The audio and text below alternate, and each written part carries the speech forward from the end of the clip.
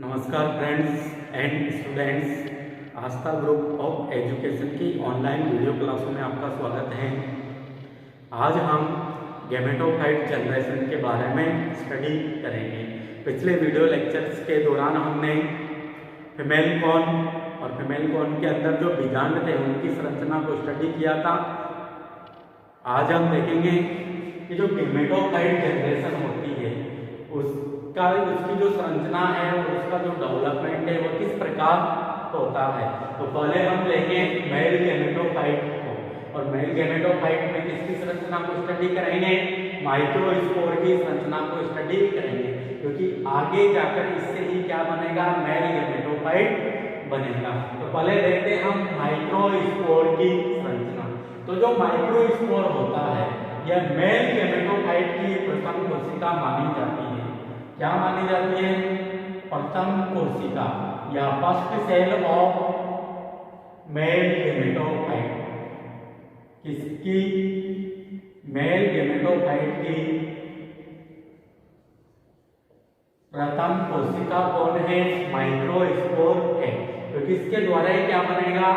Male gametophyte बनेगा। तो इसकी संरचना किस प्रकार की होती है इसको हम देखते हैं। तो इसकी जो संरचना होती है यह वैसे तो अंडाकार या गोलाकार आकृति का दिखाई देता है, और इसमें क्या उपस्थित होती है? एक तो एंजाइम उपस्थित होती है, एक एंटाइम उपस्थित होती है, तथा एक अगुणित केंद्रक उपस्थित होता है। तो तीनों ही पोर्शंस को देखते हैं हम। तो जो इसकी एंजाइम होती है वह इसके चारों ओर पाई जाती है, परंतु थोड़ी बहुत मात्रा में एक जगह को छोड़कर। मतलब एक जगह ऐसी होगी जहां पर एंजाइम न के बराबर या नहीं पाई जाएगी, और यहीं से ही प्राग नलिका का निर्माण होगा। जब भी इससे डेवलपमेंट होगा मेल गैमेटोफाइट का, तो जो प्राग नलिका निकलेगी वह इस वाले पोर्शन से ही निकलेगी। कौन से पोर्शन से? जहां पर एंजाइम एब्सेंट है। तो इसकी जो एंजाइम होती है वह मोटी तथा कठोर वृत्ति होती है, और लघु बीजाणुओं के चारों ओर पाई जाती है, केवल एक जगह को छोड़कर। इसके बाद जो इंटाइन होती है ये कैसी होती है? पतली तथा कोमल होती है, और ये अगुणित केंद्रक युक्त जीव द्रव्य को घेरे रहती है।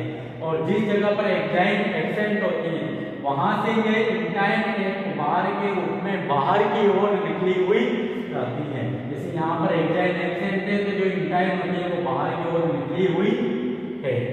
और इंटाइन के अंदर ही क्या होता है? एक न्यूक्लियस होता है और कुछ मात्रा में जीव द्रव्य उपस्थित होता है। तो जो लघु बीजाणु होता है उसमें एक एंजाइम होती है, एक इंटाइन होती है, और इंटाइन के अंदर अगुणित केंद्रक युक्त जीव द्रव्य पाया जाता है। और लघु बीजाणु की संरचना किस आकृति की है? गोलाकार या अंडाकार आकृति का हमें यह दिखाई देता है। अब इसके बाद देखेंगे हम डेवलपमेंट ऑफ मेल गैमेटोफाइट। तो जो हमारा नेक्स्ट पॉइंट होगा वो क्या होगा? Development of male gametophyte. Development of male gametophyte, इसको भी हम डायग्रामेटिकली रूप से रिप्रेजेंट करके समझेंगे। तो डेवलपमेंट ऑफ मेल गैमेटोफाइट कौन कौन से स्टेजेस के अंदर होगा? तो हमने जो पिछले जिम्नोस्पर्म के जो मेंबर पढ़े हैं उनमें देखा था कि मेल गैमेटोफाइट का डेवलपमेंट कौन कौन सी स्टेप आती है उसमें। तो हमने देखा था एक तो प्री पॉलिनेशन डेवलपमेंट, मतलब जहां तक परागण संपन्न नहीं होता उससे पहले भी कुछ मात्रा में विकास हो जाता है, फिर परागण हो जाता है, फिर परागण के पश्चात विकास संपन्न होता है। तो जो परागण के पहले जो विकास होता है वो कहाँ पर होता है? जब ये लघु बीजाणु या परागकण कहाँ पर होगा? लघु बीजाणु दानी के अंदर ही होगा, मतलब मेल प्लांट पर ही होगा। तभी इसमें थोड़ा बहुत मात्रा में विकास हो जाएगा। फिर जब भी लघु बीजाणु दानी फटेगी तो जो ये डेवलपिंग मेल गैमेटोफाइट है या जो ये परागकण है ये वहां से वायु के माध्यम से या किसी एजेंट के द्वारा फीमेल प्लांट के ऊपर लाया जाएगा। वहां पर ये बीजाणु के अंदर कॉलन चैम्बर में आ जाएगा, और आगे का विकास कॉलन चैम्बर में संपन्न होता है। इसको हम डायग्राम की सहायता से समझेंगे। तो पहले हम डायग्राम बनाएंगे, फिर समझेंगे कि कौन कौन सी कोशिकाएं इसके अंदर बनती है, या इसके अंदर जो मेल गैमेट्स होते हैं या जो शुक्राणु होते हैं वो किस प्रकार बनते हैं, उनको हम समझेंगे। अगर मेल गैमेटोफाइट्स के डेवलपमेंट की हम बात करें तो इसका जो डेवलपमेंट होता है वह 3 चरणों में संपन्न होता है। एक तो प्री पॉलिनेशन डेवलपमेंट, मतलब परागण पूर्व विकास, और वह कहाँ पर होगा, लघु बीजाणु दानी के अंदर होगा। फिर परागण हो जाएगा, उस दौरान कोई भी विकास प्रक्रिया नहीं होगी, और उसके बाद पोस्ट पॉलिनेशन डेवलपमेंट, मतलब जब लघु बीजाणु का जब परागण संपन्न हो जाएगा और वह पोलन चैम्बर में चला जाएगा तब उसका विकास संपन्न होगा, और उसी समय मेल गैमेट्स भी बनेंगे। तो देखते हैं किस प्रकार से संपन्न होता है, कौन कौन सी कोशिकाएं इस दौरान बनती है।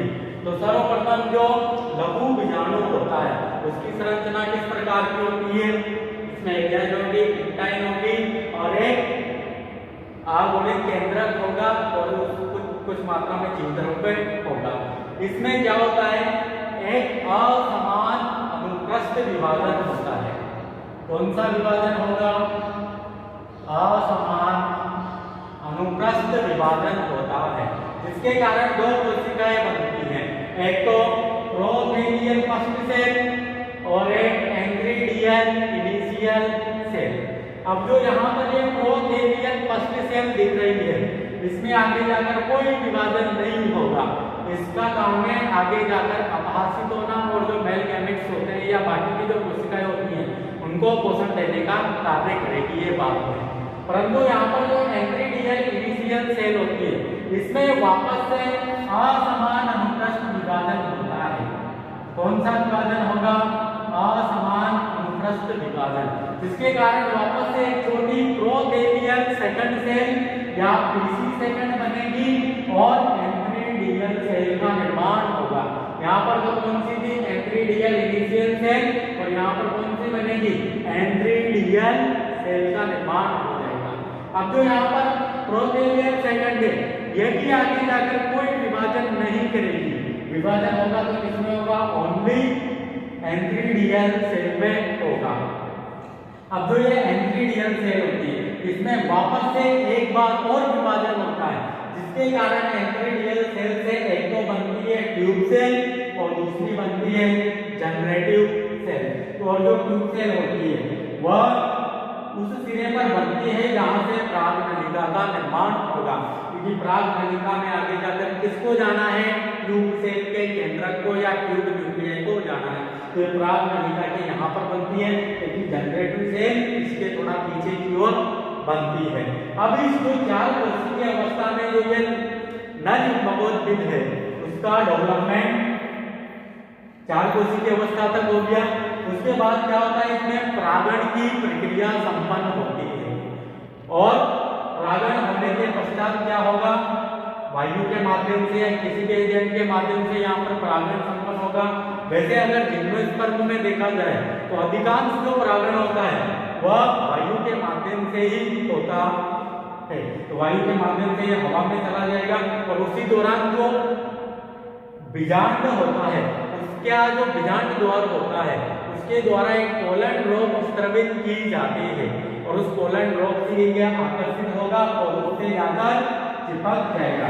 किससे चिपक जाएगा, ये पोलन ड्रॉप से जाकर चिपक जाएगा, और पोलन ड्रॉप को वापस से बीजांड के द्वारा अंदर खींच लिया जाएगा। और बीजांड के द्वारा जब पोलन ड्रॉप को खींचा जाएगा तो जो ये लघु बीजाणु है या डेवलपिंग मेल गैमेटोफाइट है ये कहाँ पर चला जाएगा, पोलन चैम्बर के अंदर चला जाएगा, और बाकी का विकास कहाँ पर होगा, पोलन चैम्बर के अंदर होगा। तो यहाँ से यहाँ तक का विकास तो कहाँ पर हो रहा है, लघु बीजाणु दानी के अंदर। फिर इसका परागण हो जाएगा और उसके बाद यह पोलन चैम्बर में चला जाएगा। फिर पोलन चैम्बर में आगे का विकास संपन्न होता है।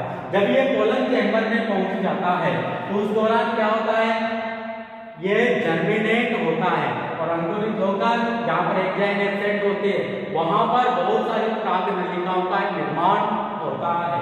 यहाँ पर लगभग 3 या 4 परागनलिकाएं निकलेंगी, कभी कभी एक भी निकलती है, ये डिपेंड करता है कि कंडीशन कैसी है। तो यहाँ पर परागनलिकाओं का निर्माण हो जाता है और उन जिस परागनलिका में जो ये ट्यूब सेल है इसका केंद्रक जाएगा वही परागनलिका स्त्रीदानी में प्रवेश करेगी, बाकी की सभी परागनलिका यहाँ से अपहासित या नष्ट हो जाएगी। और इसी दौरान क्या होता है कि ये बॉडी सेल होती है, ये विभाजित होकर एक तो बनाएगी स्टाल्क सेल, इसी दौरान क्या होता है यहाँ पर जो ये जनरेटिंग सेल होती है वो क्या करती है, विभाजित होकर एक तो बॉडी सेल का निर्माण करती है और एक स्टाल्क सेल का निर्माण करती है। स्टाल्क सेल हमारे यहाँ पर किसी काम की नहीं है, जबकि जो बॉडी सेल होती है वह बाद में विभाजित होकर किसका निर्माण करेगी, दो मेल गैमेट्स का या दो नर युग्मकों का निर्माण करेगी जिन पर सीलिया पाए जाएंगे, मतलब दो चल नर युग्मक का निर्माण हो जाएगा। और जो ये चल नर युग्मक है वह किस आकृति में दिखाई दे रहे हैं, वह टॉप से दिखाई दे रहे हैं, मतलब लट्टू की आकृति के वह दिखाई दे रहे हैं। तो लट्टू की आकृति के नर युग्मकों का निर्माण किसके द्वारा होगा, बॉडी सेल्स के द्वारा होगा। ये बॉडी सेल्स विभाजित होगी और दो चल नर युग्मकों का निर्माण करेगी क्योंकि टॉप सेट या लट्टू की आकृति की होंगे और इन पर सीलिया पाई जाएंगी। परंतु जो ये बॉडी सेल जब विभाजित होती है तो इसी सेल में दो बिलीफ फेरोब्लास्ट का भी निर्माण होता है।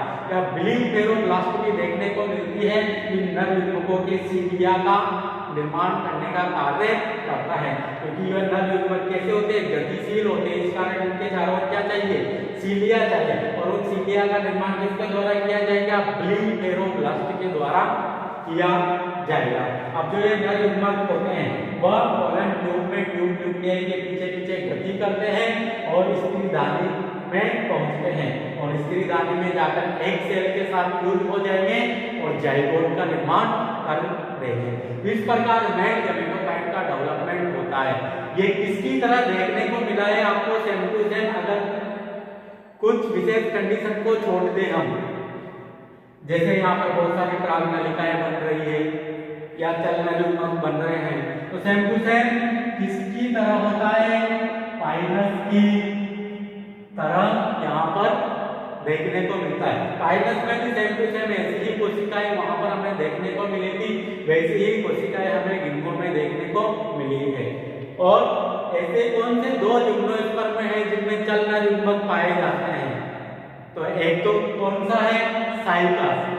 साइकस में भी कौन से नर युग्मक पाए जाते हैं, चल नर युग्मक, और वह भी कैसे होते हैं, लट्टू आकृति के होते हैं और पादप जगत के सबसे बड़े नर युग्मक होते हैं। परंतु यहाँ पर गिंगो में भी कौन से नर युग्मक पाए जा रहे हैं, चल नर युग्मक पाए जा रहे हैं और ये भी कैसे हैं, टॉप से नर युग्मक है या लट्टू की आकृति के हैं। और ये सेकंड मतलब साइकस के बाद जो सबसे बड़े नर युग्मक पाए जाते हैं वह गिंगो में ही पाए जाते हैं। सबसे बड़े नर युग्मक साइकस में मिलेंगे, फिर उससे छोटे किसमें मिलेंगे, गिंगो में मिलेंगे और दोनों में ही चल नर युग्मक पाए जाते हैं। और गिंगो में चल नर युग्मक का पाया जाना क्या दर्शाता है, ये जो निम्न कोटि के जो पादप है उनसे समानता प्रदर्शित करने का कार्य करता है, क्योंकि साइकस भी क्या है, एक निम्न जिम्नोस्पर्म है और गिंगो भी उससे समानता प्रदर्शित कर रहा है थोड़ा बहुत मात्रा में, क्योंकि इसमें भी क्या पाए जा रहे हैं, चल नर युग्मक पाए जा रहे हैं। तो ये था मेल गैमेटोफाइट का विकास। अब इसके बाद देखते हैं कि फीमेल गैमेटोफाइट या मादा युग्मकोद्भिद का विकास किस प्रकार संपन्न होता है और वो कहाँ पर होता है। तो देखते हैं, उसे पहले डायग्राम बनाएंगे उसका और फिर उसको समझेंगे। अगर फीमेल गैमेटोफाइट के डेवलपमेंट की बात करें तो उसका जो डेवलपमेंट होता है वो कहाँ से स्टार्ट होता है, तो वह स्टार्ट होता है मेगास्पोर से, क्योंकि मेगास्पोर ही सक्रिय होकर क्या बनाएगा, फीमेल गैमेटोफाइट बनाएगा। तो पहले हमें क्या बनाना पड़ेगा, मेगास्पोर बनाना पड़ेगा। और मेगास्पोर कहाँ पर होता है, बीजांड के अंदर होता है। तो पहले बीजांड भी तो बनाना होगा और बीजांड के पहले क्या बनाना होगा, फीमेल कोन बनाना होगा, क्योंकि बीजांड किसमें होता है, फीमेल कोन में होता है। तो जो बोनी शाखा है उसके शीर्ष भाग की कोशिकाएं किसका निर्माण करेगी? फीमेल कोन का निर्माण करेगी। और फीमेल कोन के अंदर किसका निर्माण हो जाएगा? बीजांड का निर्माण हो जाएगा। तो वह बीजांड हमने यहाँ पर ले लिया है। अब इसका जो निर्माण होता है वो किस प्रकार होता है? पहले तो एक अध्यावरण मतलब एक म्यूसिलस का निर्माण होता है, फिर उसके चारों ओर एक आवरण बनेगा। प्रारंभिक अवस्था में दोनों अलग अलग रहते हैं, परंतु बाद में ये आपस में फ्यूज या जुड़ जाते हैं। ऐसा मैंने आपको साइटस फाइटस में जब बीजांड का विकास बनाया था तो वहां पर पढ़ा रखा है, उसी अनुसार यहाँ पर भी ऐसा ही होगा। तो यहाँ पर ये बीजांड ले लिया है और बीजांड के अंदर क्या है? यहाँ पर पूरा ही किससे भरा हुआ है? बीजांड काहे से भरा हुआ है। तो बीजांड काहे की ही कोई एक कोशिका यहाँ पर विभेदित होकर किसका कार्य करती है? मेगास्पोर मदर सेल का कार्य करती है, या मेगास्पोर मदर सेल का यहाँ पर निर्माण हो जाएगा या उसमें विभेदित हो जाएगी। मतलब ध्रुव बीजाणु मातृ कोशिका का यहाँ पर निर्माण हो जाएगा। अब इस ध्रुव बीजाणु मातृ कोशिका में क्या होता है? अर्धसूत्री विभाजन होता है और इस अर्धसूत्री विभाजन के कारण क्या बनेंगे? यहाँ पर 4 मेगास्पोर बनेंगे, जिनमें से जो ऊपरी 3 मेगास्पोर होते हैं या बीजांड द्वार की और उपस्थित जो 3 मेगास्पोर होते हैं वह तो एक ध्रुव बीजाणु जो आधारीय भाग का जो ध्रुव बीजाणु होता है उसको पोषण देते हुए अपहासित हो जाते हैं, और जो ध्रुव बीजाणु या जो आधारीय भाग का जो ध्रुव बीजाणु होता है वह जीवित रहता है। उसे क्या कहेंगे? सक्रिय ध्रुव बीजाणु कहेंगे। अब इस सक्रिय ध्रुव बीजाणु के द्वारा ही आगे जाकर किसका निर्माण होगा? फीमेल गेमेटोफाइट का निर्माण होगा। तो कैसे होता है देखते हैं। जैसे ये सक्रिय ध्रुव बीजाणु यहाँ पर अपने आकार को बढ़ाएगा, इसका जो केंद्रक होता है वह मुक्त केंद्रकीय विभाजन। सक्रिय ध्रुव बीजाणु की यहाँ पर क्या है? ये कोशिका है, कोशिका होगी तो इसके अंदर केंद्रक भी होगा। इसका केंद्रक मुक्त केंद्रकीय विभाजन करता है, जिसके कारण इस ध्रुव बीजाणु के अंदर ही बहुत सारे केंद्रक बन जाएंगे और केंद्रकों की संख्या लगभग यहाँ पर 256 या उससे भी ज्यादा होती है। यहाँ पर हमने इस ध्रुव बीजाणु को बाहर निकाल दिया है और इस ध्रुव बीजाणु का जैसे जैसे आकार बढ़ता जाएगा ये बीजांड काय वाला जो क्षेत्र है ये परिधीय भाग में स्थानांतरित होता हुआ एक पतली परत के रूप में रह जाता है और कुछ मात्रा में यहाँ की बीजांड कोशिकाएं नष्ट होकर यहाँ पर किसका निर्माण कर देगी? कोलन चैम्बर का यहाँ पर निर्माण हो जाएगा। यहाँ पर क्या बन जाएगा? कोलन चैम्बर और नीचे फीमेल गेमेटोफाइट का निर्माण हो जाएगा। तो आगे जाकर क्या करना है? हमें फीमेल गेमेटोफाइट बनाना है। तो फीमेल गेमेटोफाइट बनाने के लिए इसका केंद्रक मुक्त केंद्र की विभाजन करता है, जिसके कारण यहाँ पर असंख्य केंद्रकों का निर्माण होता है। अब इन केंद्रकों के मध्य क्या होता है? एक अस्थायी रिक्तिका बन जाते हैं यहाँ पर, जिसके कारण जो ये केंद्रक है ये परिधीय भाग में स्थानांतरित हो जाते हैं और परिधीय भाग में स्थानांतरित होने के पश्चात ये एक पतली परत के रूप में ऐसे हमें दिखाई देते हैं। फिर धीरे धीरे क्या होता है? केंद्रकों के चारों ओर थोड़ा बहुत मात्रा में जीव द्रव्य एकत्रित होकर कोशिका भित्ति का निर्माण शुरू हो जाता है, जिसके कारण धीरे धीरे जो ये रिक्तिका दिख रही है यहाँ से गायब हो जाएगी या रिक्तिका डिसअपियर हो जाती है और ये जो पूरा ही भाग होता है वो कैसा हो जाता है? कोशिकीय हो जाता है तथा इस संरचना में आ जाता है। इसमें एक उभार का निर्माण भी हो जाएगा और इस उभारनुमा संरचना को क्या कहेंगे? टेंटपोल कहेंगे। और यहाँ की ही कोई कोशिका विभेदित होकर या इस फीमेल गेमेटोफाइट की यहाँ पर जो टेंटपोल के जो आसपास की कोशिका है, एक तो इसके इधर की और एक इसके अंदर की, मतलब यहाँ की कोशिका विभेदित होकर किसका निर्माण कर देगी? यहाँ पर 2 स्त्री धानियों का निर्माण कर देगी और टेंटपोल के ऊपर यहाँ पर इसका निर्माण हो जाएगा, कोलन चैम्बर का निर्माण हो जाएगा। और जो ये कोशिकीय मादा एक्टोपॉइड हमने अभी अभी बनाया है, इसका जो आधारीय भाग होता है वो किसके रूप में विभेदित हो जाता है? भ्रूण कोश के रूप में विभेदित हो जाता है। तो इस प्रकार फीमेल गेमेटोफाइट का डेवलपमेंट होता है। तो दोबारा से देख लेना एक बार, फीमेल गेमेटोफाइट कैसे बनेगा। पहले तो फीमेल कोन का निर्माण करना होगा और फीमेल कोन कहां पर बनता है? बोनी शाखा के शीर्ष भाग पर सल्कपंड के कक्ष में बनता है। तो सल्कपंड की ही कोशिकाएं फीमेल कॉन और बीजांड का निर्माण करेगी। फिर उस बीजांड के बीजांडकाय की कोशिका मेगास्पोर मदर सेल बनाएगी। फिर इसमें अर्धसूत्री विभाजन होगा जिसके कारण 4 मेगास्पोर बनेंगे। इनमें से 3 अपहासित होकर एक मेगास्पोर या आधारीय भाग के मेगास्पोर को पोषण देते हुए अपहासित हो जाते हैं। और सक्रिय जो मेगास्पोर है इसके केंद्रक में मुख्य केंद्रक के विभाजन होगा जिसके कारण बहुत सारे केंद्रक बनेंगे। इन केंद्रकों के मध्य एक रेक्टिका बन जाएगी जो इन केंद्रकों को वृद्धि की ओर धकेल देगी। फिर इन केंद्रकों के चारों ओर थोड़ा बहुत मात्रा में कोशिका द्रव्य एकत्रित होकर कोशिका भित्ति का निर्माण प्रारंभ हो जाएगा जिसके कारण भित्ति का गायब हो जाएगी और ये पूरा ही पोर्शन कोशिकीय हो जाएगा तथा इस वाली शेप में आ जाएगा जिसमें टेंटकल भी आपको दिखाई देगा। और फिर बाद में यहाँ पर स्थितिधारियां भी बन जाएगी और कोश का भी यहाँ पर निर्माण हो जाएगा। इस प्रकार फीमेल गैमेटोफाइट का डेवलपमेंट संपन्न होता है। अब हम देखेंगे यहाँ पर जो ये स्त्रीधारियां बनेगी वह कैसे बनेगी या इनका डेवलपमेंट किस प्रकार का होगा। तो मैंने अभी बताया आपको टेंटकल के आसपास की ही कोशिकाएं यहाँ पर आर्किगोनियल इनिशियल सेल के रूप में या स्त्रीधानी प्रारंभिका के रूप में कार्य करेगी। उनमें एक अनुप्रस्थ विभाजन होगा जिसके कारण कोशिकाएं बनेगी और वह कोशिकाएं धीरे धीरे स्त्रीधानियों का निर्माण कर देगी। तो पहले उनका डायग्राम बनाते हैं और फिर हम समझते हैं। अगर स्त्रीधानी के विकास की बात करें तो मैंने अभी बताया था आपको टेंटकल के आसपास की कोशिकाएं इसकी बात ही कार्य करेगी। आर्किगोनियल इनिशियल सेल की बात ही कार्य करेगी मतलब स्त्रीधानी प्रारंभिका के रूप में कार्य करेगी। उस कोशिका में सर्वप्रथम क्या होगा, एक अनुप्रस्थ विभाजन होगा जिसके कारण एक तो प्राइमरी नेक सेल का निर्माण होगा और दूसरी सेंट्रल सेल का निर्माण होगा। जो यहाँ पर प्राइमरी नेक सेल है ये वापस से विभाजित होकर क्या बनाएगी, 2 से 4 नेक सेल का निर्माण करेगी जो कि स्त्रीधानी की गिरवा बनाने का कार्य करती है।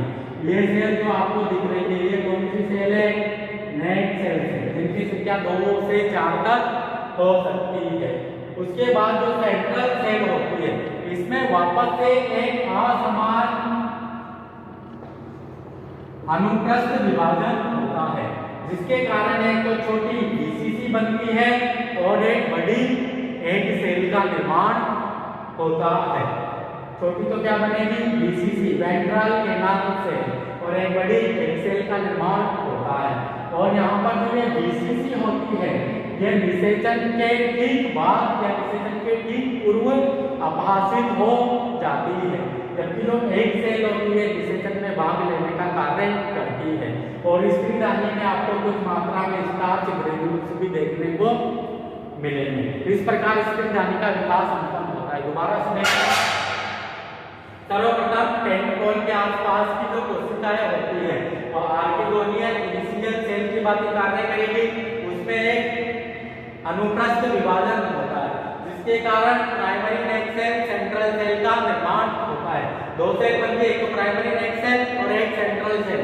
जो प्राइमरी नेक सेल है वह आगे जाकर विभाजित होकर 2 से 4 नेक सेल का निर्माण करेगी जो कि स्त्रीधानी की गिरवा या स्त्रीधानी की गर्दन को बनाने का कार्य करेगी।